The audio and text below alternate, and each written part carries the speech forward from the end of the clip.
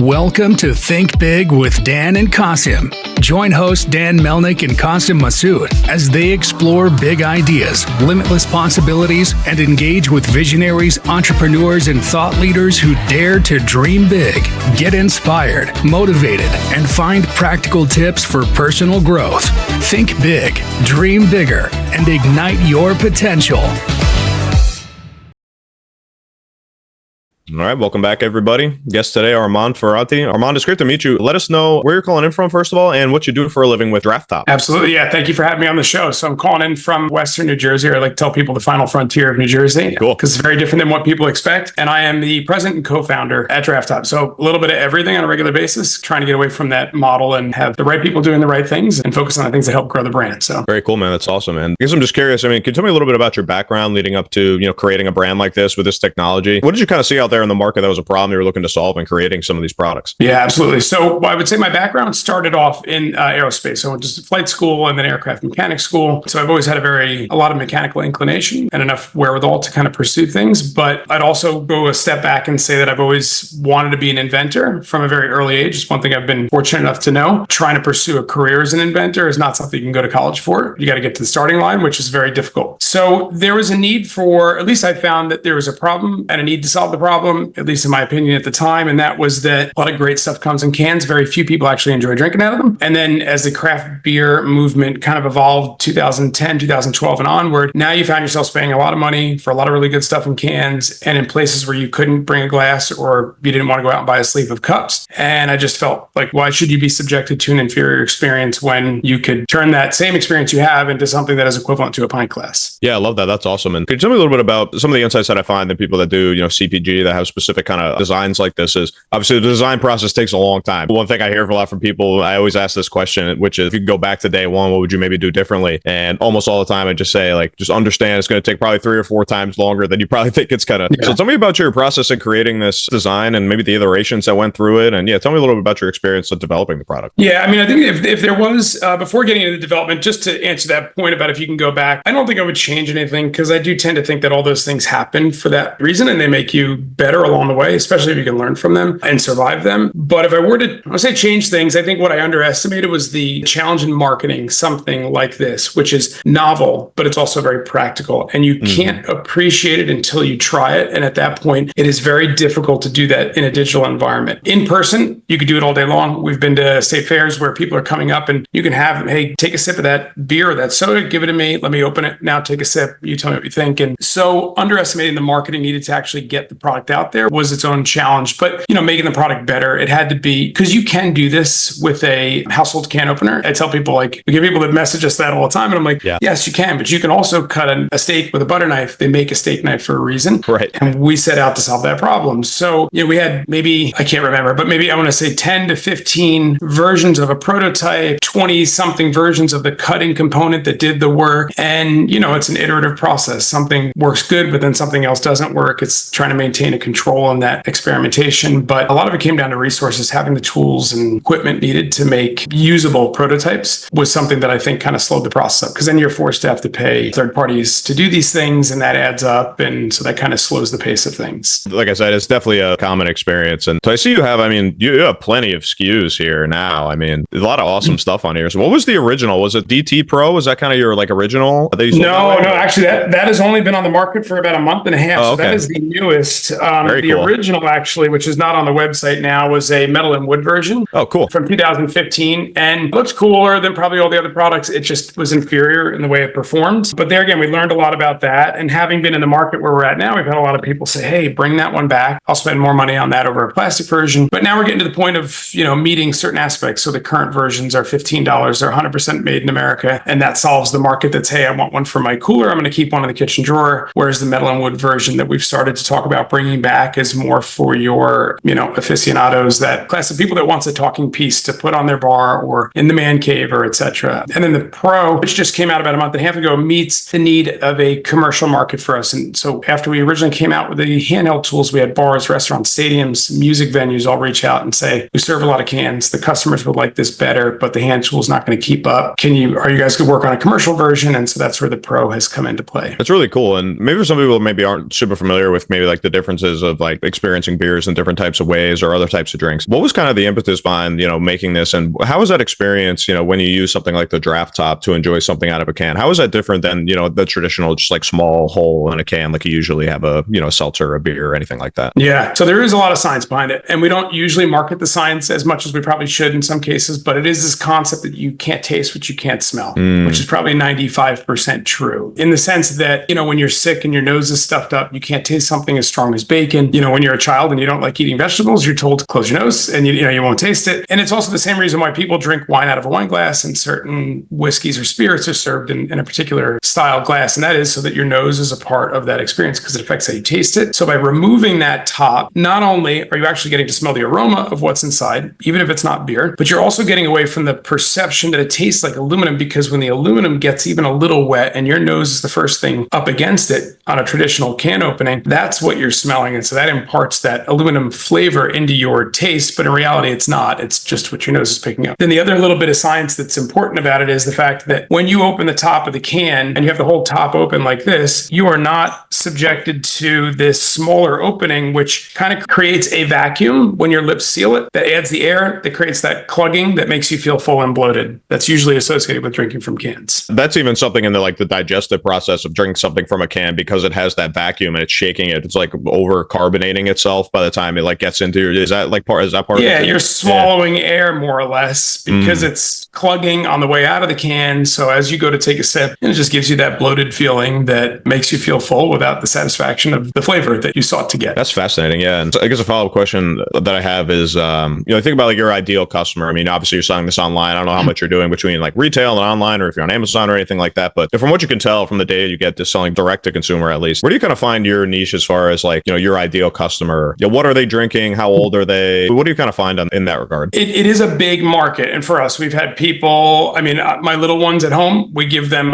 root beer floats. We make them in little mini root beer cans. And when they're out on the back deck, it's cool. We don't have any extra glassware to wash. Here's your dessert/summer drink. To the upper end, we've had 75-year-olds purchase for their own, but generally it is that mid 20 to mid 40 range. And it's the outdoor person. And that's kind of our sweet spot. We tell people cans are everywhere outdoors. Specifically, yes, you can have them indoors, but the ability to enjoy that experience outdoors without the need for glassware, which is usually not allowed, or cups, is kind of our sweet spot. And so if you're on the beach and you want to put a lime in a Corona, you want to put ice into a Coca-Cola, you have like the list of options is endless. It is that outdoor space, and if you're home, we tell people, and you have a particular beer, pour it in a glass if that's what you prefer. Mm-hmm. And to that point, I suppose, I kind of mentioned this in my last question, but what is your kind of breakdown between where your revenue streams are coming from? Are you doing mostly direct to consumer selling? Are you in any big retailers? Do you do Amazon? Tell me a little bit more about that. Yeah, so we are mostly D2C right now. Well, roughly 70-30 Shopify, Amazon. And those numbers tend to change a little bit throughout the year, depending on the month. We tried retail for the last year and a half until I would say probably last August or September. And I think we realized that the product required too much explanation for somebody to understand on a store shelf, unaccompanied with the right sales support material. And so we were not seeing the throughput that we wanted. And around that time, we said, let's just stop. I think we're going to put all retail on pause and we'll come back to it at some point. And that's kind of worked because the Pro tool, which is almost a different business model entirely, it's still the same entity. It's still few among everything that we saw online, but it is a business to business opportunity for us. And so what we're starting to see is some large beverage brands, Heineken, White Claw, Tecate, Monster Energy, take interest in it. And for them, the benefit is you can keep the brand in the can. So if you're at an event, you're not pouring this into a clear cup. Right now, you've lost its identity. They'd rather you walk around with, it's like seeing lager in a Guinness glass. It's not Guinness, but it's not the brand that belongs in the glass. So that vertical, what we're seeing is on the business side of things, again, it's only been about a month and a half, 2 months, is that the experience it creates drives consumer awareness back to the retail, the D2C stuff on the website. And so what we're trying to do is play that out a bit further. This idea of give the customer the experience first before they know they can buy a consumer grade product, and then let them come to the website where they can buy it directly. That's awesome. So you're kind of continuing to nurture the D2C sales with most of the SKUs. And obviously the DT Pro's on there. I'm sure there's going to be some aficionados buying that for their homes. It's a pretty cool piece to have in your bar. It's very sleek looking, but you're kind of using that as like an entryway into more like food service or like venue B2B rather than doing like a more traditional retail retail more or less. And if you've got patio space, golf courses, marinas, beach clubs, stuff like that, poolside and cabanas, everywhere they can. So that gives them the opportunity to do that. Some of those places that we've seen this concept of them carrying it in their gift shop, as a merch shop, the ability to go buy the hand tool, the lower cost consumer version, but one is designed to be mobile, that handheld one. And so what we're trying to do is leverage all of the marketing opportunities that we can get with the Pro tool to reduce the cost to acquire a customer on the D2C side. But the D2C side is still an important revenue stream for us. So no, for sure. And I guess you mentioned something I wanted to follow up on, which was basically that something like this requires a little bit of education. Just it requires some upfront information on how it works in order to really drive a conversion to a sale that you're probably not going to get if it's in just like a big retailer on a shelf. Right. How do you kind of deal with that on the digital side? Are you big on social media? Do you have a good following on social media? How else do you kind of tackle that when somebody, finds you on social media or finds you on your website? What kind of things do you employ to make sure that people have the information they need to understand what this is, ultimately convert to a sale? Yeah, it's content, right? I think it's user-generated content. It's the most authentic and cleanest version of it. So even if it's not the best executed can opening or something, it's not that. We try to emphasize to people, what you're buying is an experience. The tool is just a means to achieve that experience, but content is that for us. And anytime we've got a great piece of content with a lot of engagement on and not just views, we will usually seek to get permission to then recycle that in the way of ads. And that's, Facebook. TikTok's a bit difficult just because of the restrictions with alcohol. From an advertising standpoint, obviously not as much from a posting standpoint. And then we're always looking for micro influencers to work with, just to kind of diversify the group of people and the backgrounds and the settings that we're in. Because it really does affect, almost everybody on this planet interacts with a beverage can somehow, some way. And getting them to understand that, the only way to really, you could tell them, but it's showing them. And usually the best to do that is have somebody else who's enjoyed it share their experience, because the written ads and all that other stuff, it hasn't worked as well for us in the past. I was going to ask if you had, experimented with any kind of traditional paid advertising on like the Metas, Googles, Instagrams, or you're really more doing on the social side, doing like boosted posts for people who post about it, or working with like influencer partners that way, more or less. We have some influencer programs. We also do Facebook, Instagram ads as well. And we do some traditional stuff. We've worked with The Chive and a number of other publications in the past on these newsletters and stuff, and those tend to go well also. Obviously, the content has to fit the demographic and as well as the messaging. But, I think for the consumer version of the product, it's such a low cost that there isn't a ton of impedance to buy. I think you're going to like it. Whether you're looking for a better experience or simply to get a line put into a Corona can, because you can't the normal way, then at $15, you're like, okay, yeah, I'll get one of these. So right. I'm curious just a little bit more about the product. From the outside looking at, somebody who's never really tried to use anything like this before, how do you grapple with it seems like it cuts. How do you keep it from becoming very sharp, like a typical jagged edge of a sliced can? So how this works, this is the back side of the tool. This is the part that does the cutting. And when you get it, we tell people you don't have to squeeze hard, just close the handles. My 7-year-olds can open up a non-alcoholic seltzers. Yeah. And the idea behind it is that it works like a reverse wine foil cutter. So when the handle comes in, the blade cuts in the outward direction. So it cuts inside the rim of the can, down below the drinking surface. So you are always drinking from a factory edge. Actually, they cut away to give you a little kind of a close-up of it. So you can almost see here. So that's the cuts occurring down here inside the rim of the can. And that is the factory edge that you're always interacting with. Oh, that's super cool. Yeah. Yeah. So it's always a dull pressed on rim, and which makes it, safe to drink from. And you can even rim them with salt. So you would pour it into a shaker, rim it with salt, pour it right back in. And just that's awesome. Yeah. I love that. I love that idea. Yeah. That's awesome. And then I guess so, does it fit with you talk about Corona cans, they're usually like those skinny cans or like your seltzer cans. Does it work for different sizes? Or just form fitting to whatever size can it is? Or it does. So they are deceivingly almost 90+% of the cans in the US are the same size rim. Even if it's the little mini Coke cans, which are 7.5 ounces, up to the tall single serve 19-ounce cans. They're 19.2. They all have the same size top if you hold them end to end, regardless of the body of the can. Where they differ is 8-ounce Red Bulls are a smaller diameter, and the 20+ ounce single serves up to 25 ounce are a larger diameter. And so we are now working on a product because of the global opportunity. Certain geographies have access to certain sizes. So we are working on a one size fits all, just because it's easier than trying to explain to somebody, you see a 7-ounce can, you think it's going to be smaller than the 19, but they're the same. So versus trying to explain that there's a difference, we just make one tool that fits all. Yeah, that's awesome. And I guess one question I always love to ask is that question, if you could go back and do anything differently, which we already kind of touched on that. And I really like what like your kind of answer to that though, because it's so true. A moment somebody had on the podcast a while back gave me one of my favorite answers ever to that question, which was kind of similar to yours, but then followed up with basically that just the phrase that he used, which was overcoming mistakes give you answers to future problems. That stuck with me ever since I heard that. It's so true. I mean, you think, because everybody talks about,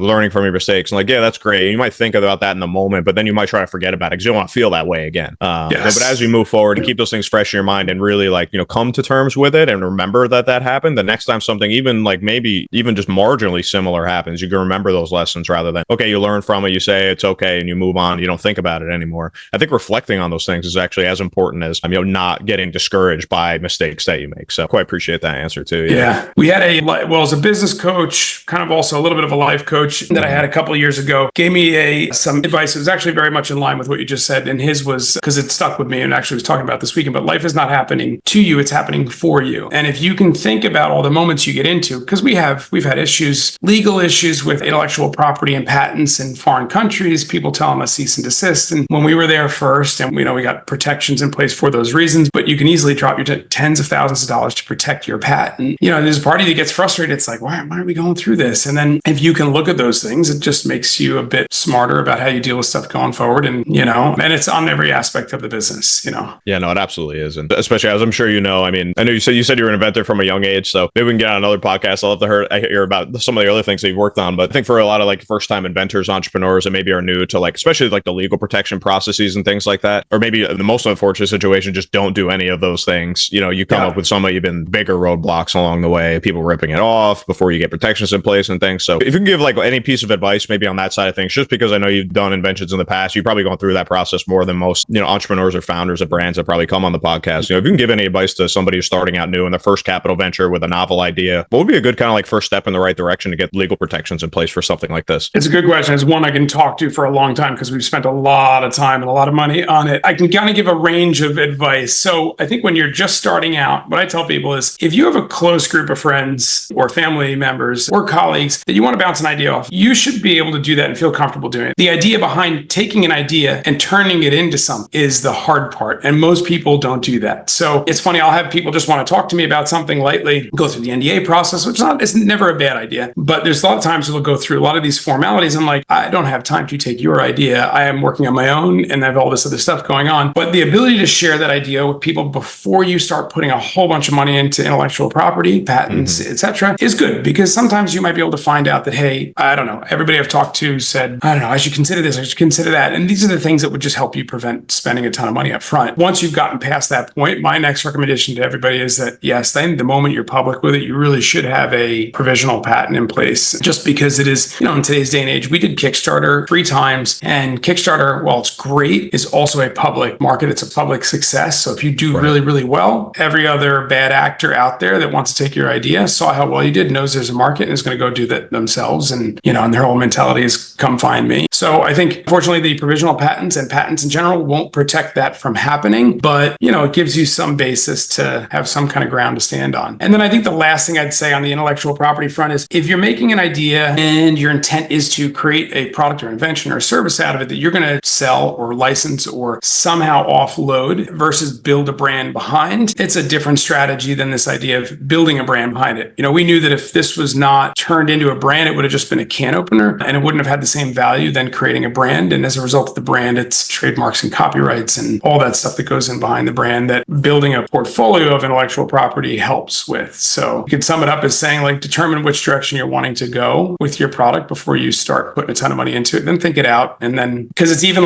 we on the domain front, we knew, as my partner, his credit goes, the idea of getting kind of a veil of domains around us. So intentional misspellings of our name so that nobody could pretend to be us and then trick our customers into buying a knockoff version of the product. I really appreciate everything you just said, because I just don't think it's something that's discussed enough. So much of what young, and when I mean young entrepreneurs, I mean young in their journey of being a business owner. It could be any age. I think so much just has to do with when you get into the daily grind of it. As you know, it's so much of it just goes into R&D and your logistics, and it takes up all your time and all your time. I think it's just another thing that should be a daily consideration, and I just don't think I certainly don't discuss it enough on the podcast. I wish I did more, so I'm happy with the opportunity to do that a little bit with you. But just in general as well, I mean, it's so important because nothing can put you under faster than either regulatory misconduct or having somebody steal your idea, or just being in constant legal issues. Just going to cost you so much time and money regardless of if you're in the right or wrong, that can just sink you. So I appreciate you sharing. I know you have some experience there, so I appreciate that. And yeah, I just want to give you an opportunity real quick to, plug the website, your social medias, any way anybody maybe potentially is, thinking about partnering with you if they're a restaurant or you're just looking to buy and you're interested in the product. Let everybody know how to stay in touch with you guys. Yeah, absolutely. So you can go to the website. It's www.drafttop.com. There's 2 T's. Don't forget that second T. We're also on social at DraftTop. And then I can be reached either on LinkedIn or through the website as well. So, but I love hearing these stories and love to be able to share our experiences for others to learn from. Awesome, man. Yeah, I love that. Do you have drafttop.com with 1 T? I probably. That would be my first one, I think, on that. 100 domains, and there's a ton of misspellings that we just bought because we're like, no one's going to get close to us. So let's, No, it's smart. It's smart. It is not something I've heard anybody mention before, and I think it's something that is definitely worth considering and thinking about. It's smart. So, well, Armand, just want to say thank you again for coming on, man. Just want to wish you the best of luck, continued success. I love what you're doing, and looking forward to keeping in touch with you, man. Yeah, thank you. Thank you for having me on the show. Thanks, man. Thanks, everybody.